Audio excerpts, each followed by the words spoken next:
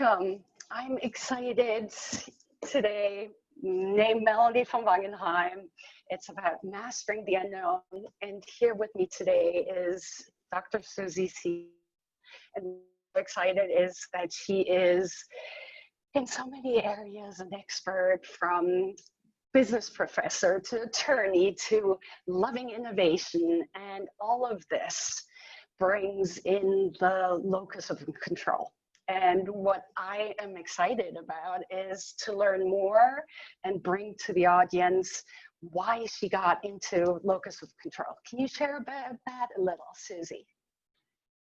Well, Melanie, it's wonderful to be here. Thank you. And could we have a more timely topic, mastering the unknown? It's like every week there's a new unknown shift.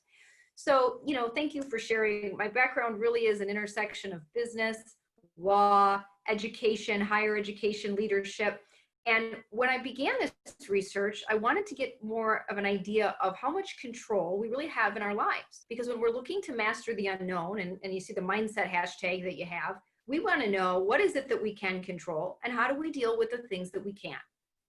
So I developed a system that really helps working with people's locus of control. I'll share with you what that is. So in 1954, Dr. Julian Rotter, psychologist Julian Rotter, put forth a psychological theory called locus, like location, L-O-C-U-S, of control.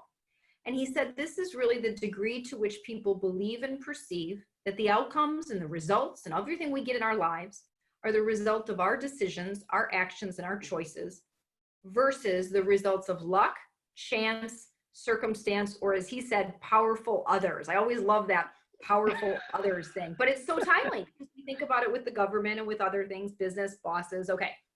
And he said, you're either kind of an internal locus person where you believe that you hold your locus of control internally, or you're an external person and you believe other people determine things in your life. And Melanie, you may know some of these people that you'll meet them and they're great people, but they'll say things like, well, then this happened to me, or I would have done okay in business, but then the economy hit and I couldn't come back. And then this happened and this person did this. And it's as if they're just kind of lost at sea with no rudder and no steering.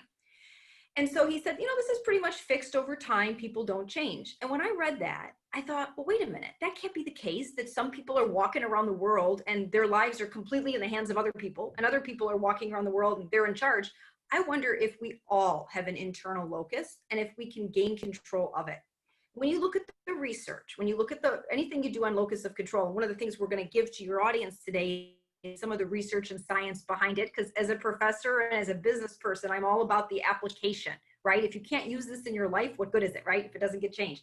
And what you're going to see is people that have an internal locus of control do better in life and in business and in relationships and health, in everything. And people that identify with an external locus struggle in these areas. So my goal was to help people gain control of their internal locus so they have better their leadership in their lives and in their relationships, so they can master the unknown and get mastery over it and thrive. So let me pause there, but I know we're going to delve a little bit deeper into where is your locus of control. Absolutely. And Suzy, what I love is that, you're making it real. It's not like this ethereal research, but you're really pragmatic, bringing it to business owners, to entrepreneurs, to what's needed right now. And in the scope of things of being in the midst of what we're experiencing globally, how does that translate? What is there that really can be focused on? No, I'm glad you asked that, because, that's really the genesis of it, is how do we get more control so we get better results in our lives, right? I mean, I'm all about, let's reverse engineer it, let's study it, but then let's produce the change. We don't want to just talk about the change. You can spend years talking about it. So what I was seeing, and this is, every 10 years, it appears that there's a cycle that we go through in the world, whether it's 9/11, whether it's the recession, and I practiced law during the recession, and I saw firsthand with clients, we started a non-profit housing counseling business to help clients for free who were struggling to keep their homes. And what the attorney I was practicing with and I saw was two sets of people. Some would come in and some would say, this is the worst thing that's happened to me. I don't know how I'm going to get control of this. And we'd work with them and we'd make, recommendations, and some took them, some didn't, and they went on and life got worse. Another set of people came in, same financial situation. It wasn't like they were better off. Many of them were worse off. And they said, you know, we're not happy this occurred, but it needed to happen. We recognize we were overextended. We're ready to make change. We're embracing it. This will open up new possibilities. These were the entrepreneurs that started companies, got new jobs, had better health in their lives. Things got better. And the only difference was that locus piece. And I saw it with my business students who would start companies and they'd have a little bit of success and then they'd hit resistance. They'd hit a wall and they'd back down and they'd say, it's not for me. And I recognized it had nothing to do with conscious mind, critical skills. It had to do with the locus. Like, how much did they really believe that they were in charge of their lives? And it's not a conscious mind thing. So why does it matter now? Because as we go through adversity in life, our brains are pattern matching. There's a great book I can recommend to your audience by Daniel Kahneman, if I said that right, Thinking Fast and Slow. And many people may know that book, but it really talks about the dual processing systems, right? And how we have to be aware of this so we can make better decisions. It also speaks into years of subconscious bias and institutional racism, which is very timely to understand right now as we look at the horrible events in the world. So I can't tell you enough how much this relates to the economy, to business, to leadership, and to life, and to how we show up in society. Oh, absolutely. And I love the well-rounded research that you've done, you know, the neuroscience of it, and then all the areas that it touches. From that perspective, you know, I also see that people are in both of these mindsets. It's not like they're only in one. How can you shift in that moment? What's possible when you realize, uh-oh, you know, all of a sudden I'm watching too much media and I'm getting sucked into it, and I feel that, you know, conspiracy theories all of a sudden, you know, arise. What's that all about, and how can we move forward? Okay, so this is perfect timing. So let me talk about, I'm going to give you guys a really simple metaphor that I use, because once again, I mean, while we have research and, you know, Melanie, you asked me, I know I have degrees in my background. None of that matters if I can't simplify it so everyday people can use it and get the change they want, right? So let's think about things in terms of a compass and a magnet, okay? The compass, and if we think about the dual processing system, which means that we have a conscious brain, we have a critical brain, and we have a more autonomic, pattern matching, associative mind. And again, this is all measured by neuroscience. They can put electrodes on our brain and they can tell what part lights up before we're consciously aware of our decision. And if anybody is interested in learning more about that, if you go to my website, there's a whole research and resources tab, tons of science on that. But I'm going to synthesize this into a very laser point. Your conscious mind is this, and here is your autonomic mind, the subconscious. In the conscious mind, you have willpower, reason, logic, critical thinking, right? The stuff that really burns up your willpower and your mental capacity. And in the subconscious mind, you have what we call your dominant beliefs, the ones you may not even be aware of, those patterns of thought, of behavior, drama, a lot of conflict. We might have belief systems about us, our worth, relationships that consciously we might, I want a better relationship, I want better health, I want more money. But we notice, okay, so how do you know? You notice that despite wanting things consciously, you're repeating patterns, patterns of belief, patterns of behavior, patterns of thought. And over time, we can identify the patterns and we say, something's going on here. So why is it so hard to get control when we know? Because the seat of your locus of control is not in your conscious mind. It is in your dominant mind. This is 90 to 95%. And there are citations on my website that will tell you why that is and how they have researched that. This is 5 to 10. So if you're trying to get change in your life and you're fighting with 5%, something that's 95%, what do you think is going to happen? It's going to change the orientation. So the work that we do in Locus Mindset, we work here. And then when you get the shift here in the moment, now it's not always, sometimes it can happen in the moment because we're working with the emotional brain, we're working with getting coherence, we're working with tools that really work with the whole system. But what it does is it goes in, it fixes the belief systems that were there that are not useful by your standards and puts in better ones, puts in ones that will get you where you want to go and works with this part of the brain. Now you brought up the news. This is so interesting. When we take media in, that messaging, if you study neuromarketing, which I have a credential in neuromarketing, a certification, and they talk about how the more you repeat something, it goes in. The more you repeat it, it goes in. The more you do it in different ways and you link it to things people already know. Well, people know that in the media. They're designed to do that, so you keep tuning in. So those messages come in and become part of your dominant beliefs.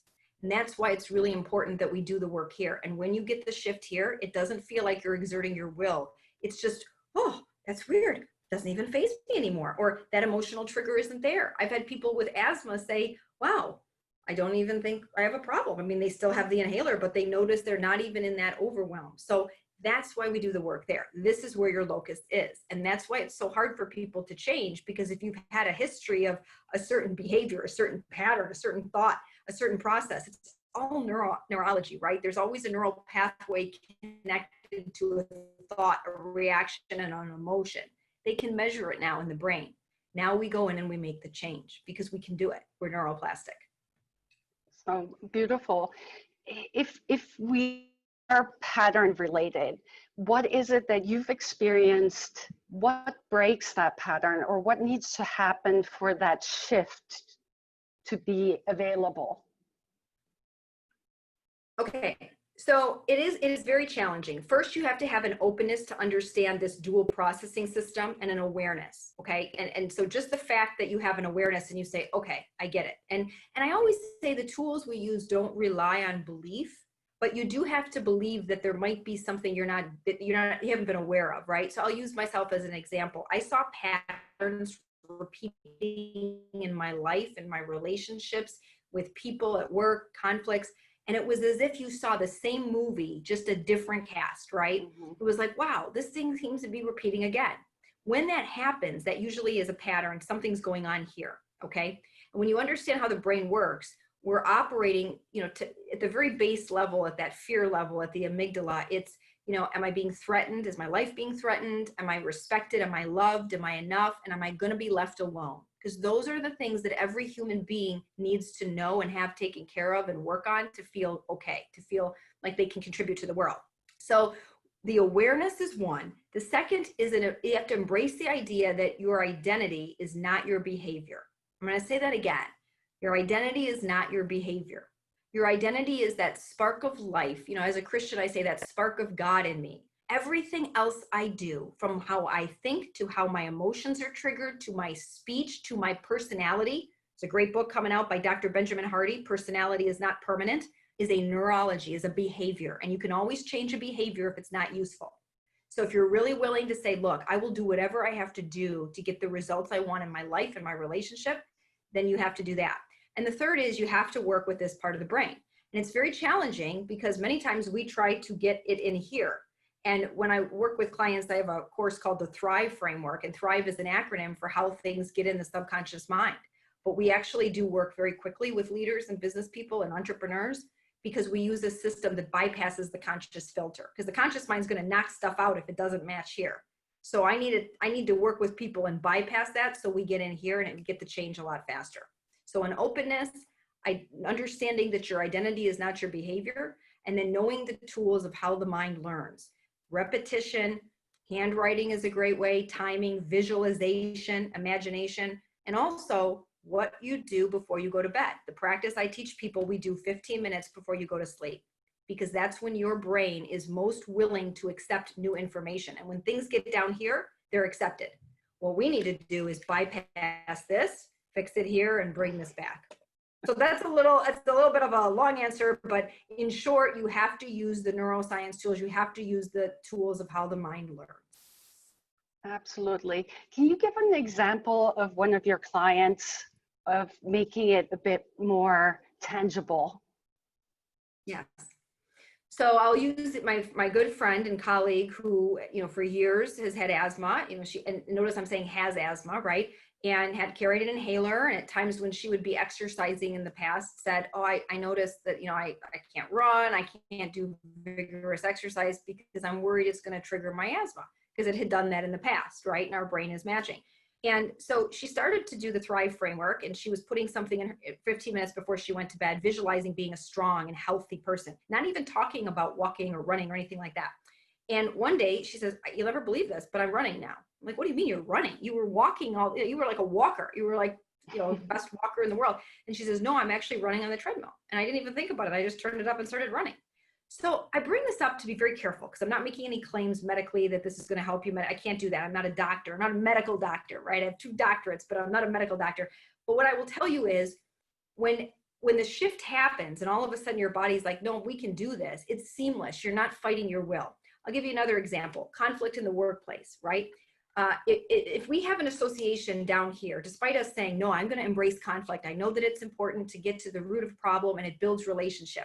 All the stuff we learn at leadership training, right? It doesn't work if we don't believe it here, if it doesn't get down here. But conflict down here is, if the person doesn't like me, they'll hurt me, they'll leave me, they'll talk poorly about me, and that could threaten my survival, my reputation. And, we know that survival is based on acceptance in a community. And if all of a sudden we're being ostracized, so all that stuff, right? So started to work with, I am deeply loved, respected, and valued. I'm deeply loved. We started to work with the mind on what's the belief system that's holding back the ability to engage in the conflict or in the discussion. Once that was changed, the person found them just talking to the person as if it was no problem. Because many times the problems we locate outside of ourselves, remember external locus, are really shifts we have to make. There's an old African proverb that says, if there's no enemy within, the enemy outside cannot harm you. And that's really what I'd invite people to think about. This is contrary to what we may hear in the world where people say, oh, other people need to change. Do you? You're fine. Don't worry. If you want to master the unknown in your life, move beyond the patterns and the scripts that you have, and you want to get the goals you consciously want that are healthy for you, this is the change we need to do. I love that, Susie.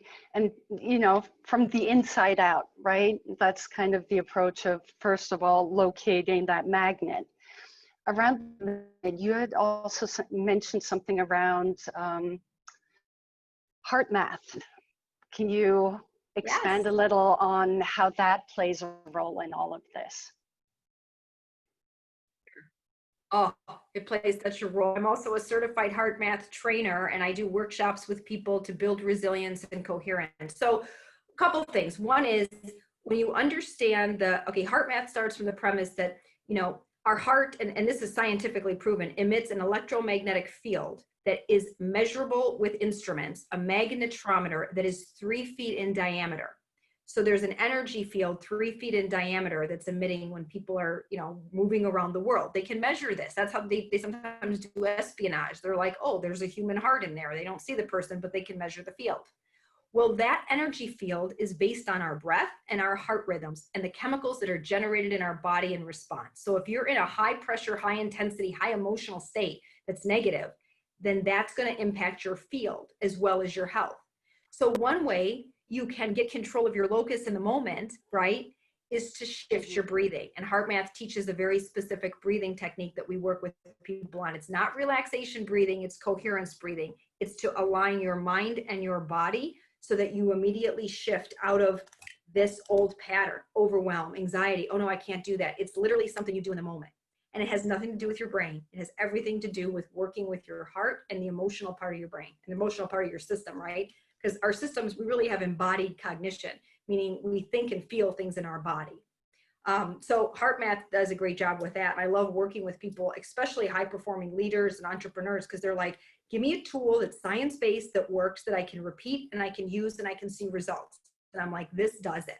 And it also looks at the vibrations we give out into the world. So it is so true that if you're in an incoherent, highly negative, emotional, charged up state, and you go into a meeting or a phone call with somebody or a Zoom, that comes across. There's micro expressions on your face, there's gestures, and the energy waves. And they've measured this. So this isn't like woo, this is actually scientific energy. In fact, they did a study, it's so good. They did a study where they were going to show people pictures. They said, okay, just sit here. We're going to show you some pictures in a second, and then we're going to ask you for your assessment. And people are sitting there like, okay, they have no idea what they're going to see. And one group of people are about to see peaceful waterfalls and lilies and gardens and just flowers, right? Another group are going to see high intensity images, a train, an accident, nothing graphic, but very intense and scary. Well, before they showed the pictures, they measured people's heart rates, their heart rate variability as well, which is the time between your heart rate. And those that were going to see the calming ones had a much more coherent rhythm than those that were going to see the more disruptive, unsettling images before they even saw them. Now that study's been done and it's been replicated. Now what is going on?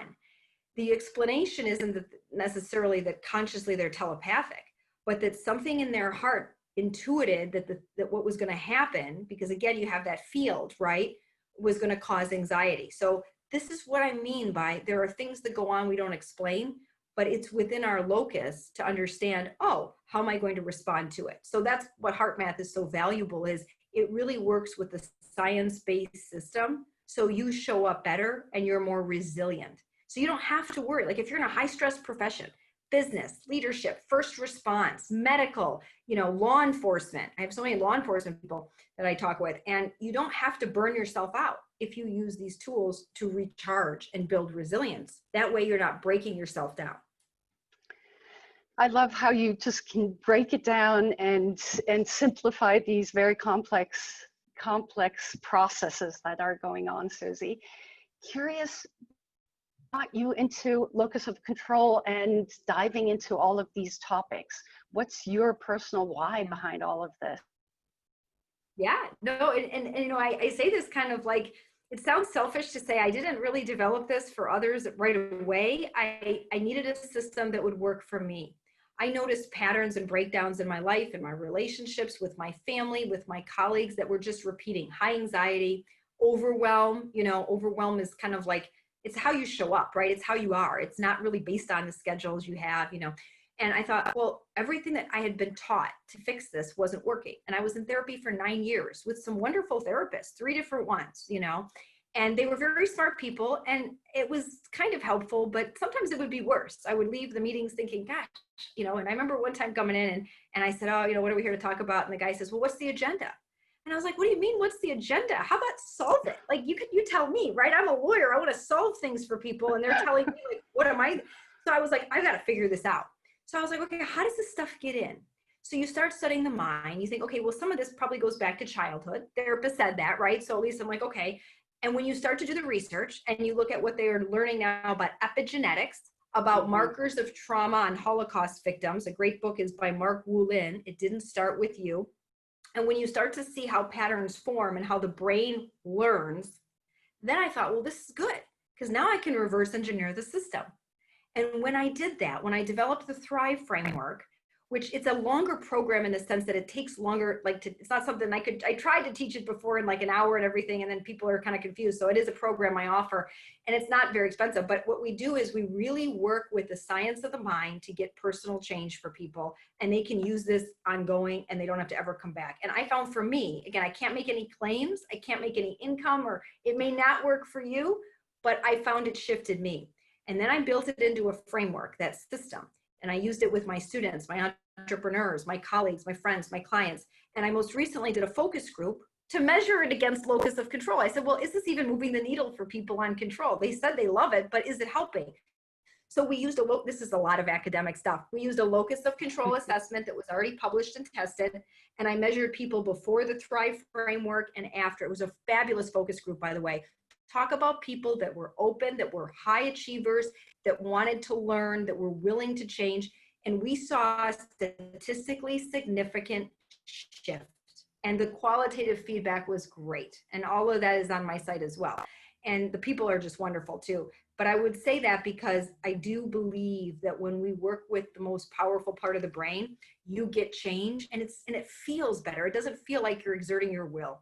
But I really started because I had things in my life that I wanted to change, that I wanted to fix, and I wasn't able to do that with the traditional tools. And once I discovered the dual processing system and how it worked, it just opened everything up. So now when things get weird, like the unknown, with the COVID and we had to shut things down, you still have moments. I'm not going to say you don't have that cellular memory in you that triggers things, but then you immediately know, once you know the code, you're not in the matrix anymore. You're like, oh, I know what's going on. This is feeling threatened. Okay, so what do I need to do to reestablish safety here? What is it that you resort to those moments where you feel, okay, I'm triggered and I'm off on the wrong path? Yeah. What do I resort to, like in a negative way, or then what? Oh, sorry. No. How do you get yourself to shift once you're aware of where you're at?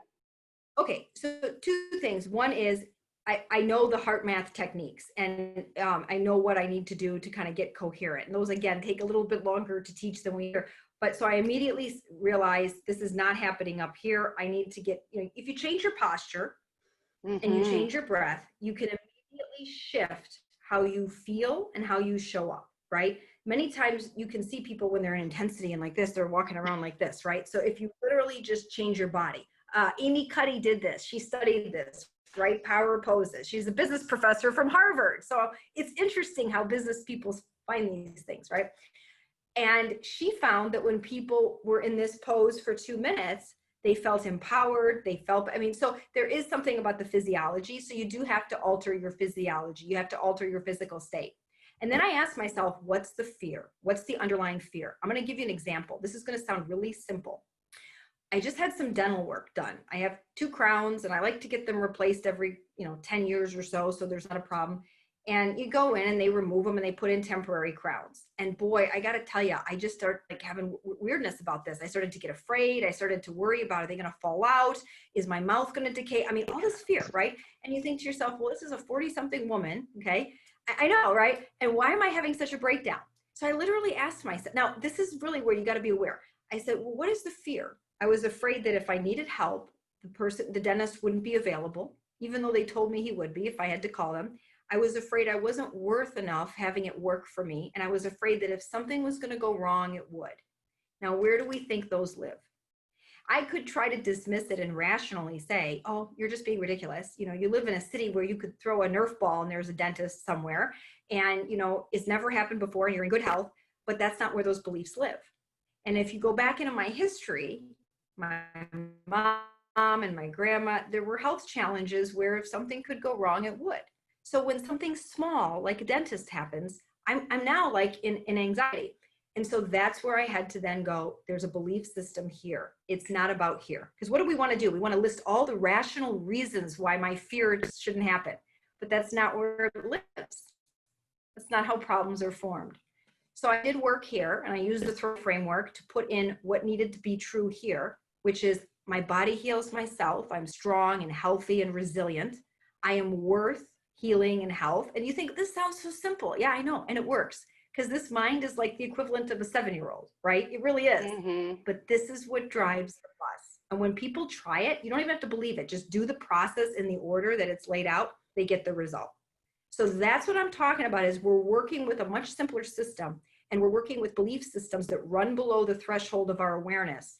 But just because we're not aware of them doesn't mean they don't control us. Oh, so very true. You had mentioned that you have something very practical for our audience to dive into, something that is more niche-like, but it really brings it back to everyday life. And I love how, from all these concepts, so what is it that our leaders, our entrepreneurs can do? I've had 200 people take this course, and it's really a neat one because this does bring up the example of, okay, this is all well and good, Susie, but now how do I use this in my daily life? So I'm going to give you guys both some research and some practice. So one of the things we're going to share is a little PDF that tells you how locus of control is controlling your life, your health, your wealth, your relationships, all of it. You'll see all the science in a really neat PDF. But what I want to share with everyone is a program I developed for my entrepreneurship students and for my entrepreneur clients who were struggling mastering the unknown of working from home. Well, this was over a year ago I developed this course. So it was in I think the summer of 18 or 19. And then it became so relevant with COVID. And it's 5 steps for telecommuting and remote work success. And the reason why this is connecting so well is it works with your magnet mind, the neuroscience of learning. It works with setting up your environment and your brain, your subconscious brain, to trigger you into productivity, organization, take you out of overwhelm, help you transition between home and work life when it's just a matter of opening a door. So you see and you learn the latest neuromarketing. There's actually a great one. One of the steps talks about how retailers use air puffs when you walk in a door and rugs to trick your brain and you don't even know about it. So we use that system to help people who are remote working, but it will really help you in a tactical, specific way, because it's important that you see how these tools work in your everyday life so you can make them work for you. So I thought it was a very timely course because a lot of people are working remote, and it will give you some ways you can set up your environment and your mind to really, produce success.